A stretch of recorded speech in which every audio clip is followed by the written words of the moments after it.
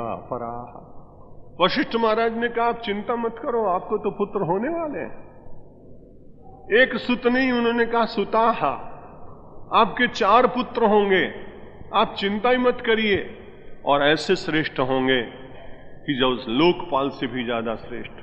अपराह लोकपाला एव, दूसरे लोकपाल की समान सारे संसार का कल्याण करने वाले, संरक्षण करने वाले लोग होंगे। लेकिन मैं उपाय बताता हूं। मुझे जब श्लोक पढ़ा तो बड़ा अच्छा लगा। एक बार मुझे लंदन में गले का बड़ा दर्द हुआ, तो मेरे फिजिशियन एक डॉक्टर थे ठक्कर, उनका शरीर अब शांत हो गया, मुझे देखने के लिए आए। उन्होंने कहा मेरा ऐसा है, सामान्य बुखार होता, दर्द होता, ये सब मैं देख लेता, लेकिन आपके गले का दर्द है तो मैं आपको हार्ली स्ट्रीट भेजूंगा। जितने स्पेशलिस्ट लंदन में बैठते हैं, जो लोग गए होंगे जानते हैं, हार्ली स्ट्रीट में रहते हैं, तो वहां आप जाइए और गले के रोगी को आप दिखा दीजिए। एक अंग्रेज है, एक भारतीय, आप कौन सा पसंद करेंगे? मैंने कहा भारतीय के साथ में ज्यादा अच्छी रहे, बात करने में सुविधा रहेगी। उसको साधु के प्रति कुछ स्वाभाविक रूप से भारतीय होने के कारण एक आदर भाव भी होगा।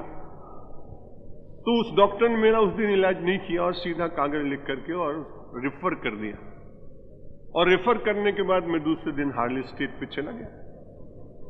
डॉक्टर ने मुझे देख लिया। ये बात मैं इसलिए कह रहा हूं कि वशिष्ठ महाराज ने कहा कि भाई बात तो ठीक है आपकी, लेकिन मैं आपको रेफर करता हूं, मैं आपका इलाज नहीं करता हूं। इसलिए शांता नाम की जो महिला है, उनके पति हैं, उनका नाम है ऋषि श्रृंग। शांता भरतारमानीय ऋषि श्रृंगम तपोधनम अस्माभिसहिता पुत्र कामेष्टिम शीघ्रमाचरो। इसलिए वशिष्ठ महाराज ने बड़े खुले मन से कह दिया कि भाई ये और कोई काम है तो वो सब मैं करा सकता हूं, लेकिन इतनी सामर्थ्य मुझ में नहीं है, इसलिए तुम श्रृंगी ऋषि को बुलाओ और उनके पास जाकर अपने दुख का वर्णन करो। उनकी पत्नी जो शांता थी वो भी बड़ी तपस्विनी थी, इसलिए हमारे देश में जब लोग ये कहते हैं कि महिलाओं का आदर कम हुआ है तो मैं उनके साथ सहमत नहीं। बीच के मध्य युग में कभी ऐसा हुआ होगा, लेकिन वैदिक काल में ऋषियों को वेद पढ़ने का अधिकार, शास्त्रार्थ करने का अधिकार, ये सब कुछ दिखाई पड़ता है। यहां अध्यात्म रामायण के रचयिता महर्षि वेदव्यास जी सीधे ही कह देते कि ऋषि श्रृंग के पास जाओ, लेकिन उनको इस देश की महिलाओं का आदर बढ़ाने के लिए उन्होंने कहा श्रृंगी ऋषि। अगर शांता नाम की पत्नी उनको ना होती तो इतनी तपश्चर्या और साधना वो कर नहीं सकते। इसलिए ऋषि श्रृंगी के साथ साथ उनकी धर्मपत्नी शांता का भी समाज में सम्मान रहे, क्योंकि गृहस्थाश्रम केवल अकेले एक व्यक्ति से चलता नहीं, वो उसमें 2 पहिए होते हैं जिससे गृहस्थ का रथ चलता है। इसलिए वशिष्ठ महाराज ने कहा शांता के जो भर्तार हैं ऋषि श्रृंग, आप उनके पास जाइए और फिर वो जैसा कुछ बताएंगे। अब मन में विचार फिर आया, मनुष्य की दुर्बलताएं हैं कि मानो ऋषि श्रृंग के साथ परिचय करा दिया और फिर दूसरे दिन से ये केवल श्रृंगी को ही बुलाने लगे तो अपना क्या होगा? बड़ी स्वाभाविक बात। इसलिए दूसरे श्लोक में आप देखिए, शब्द देखिए, संस्कृत की तो यही विशेषता है।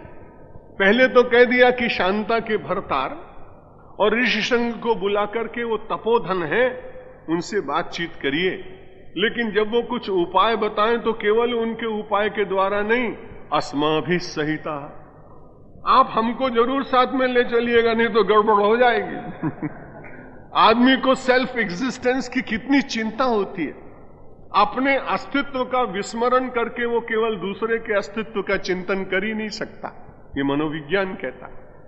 इसलिए उन्होंने पहले तो कह दिया कि आप श्रृंगी ऋषि के पास जाओ, फिर तुरंत याद आया कि श्रृंगी ऋषि से कहीं इतने ज्यादा प्रभावित हो गए तो अपनी तो पधरौनी बंद हो जाएगी, हमको भी अपनी पधरौनी की चिंता तो रहती। तो उन्होंने विचार किया कि भाई सब लोग साथ साथ कर यज्ञ करेंगे। तथेति मुनिमानीय मंत्री भी सहित शुचि यज्ञ कर्म समारेभे मुनि भी वीत कलमशई। यज्ञ उन्हीं के द्वारा सफल होता है जो वीत कलमशई है, जिनके भीतर पाप ना हो। निष्पाप यज्ञ करने वाला यदि कोई याज्ञिक मिल जाए तो उसके यज्ञ का फल जरूर प्राप्त होता है।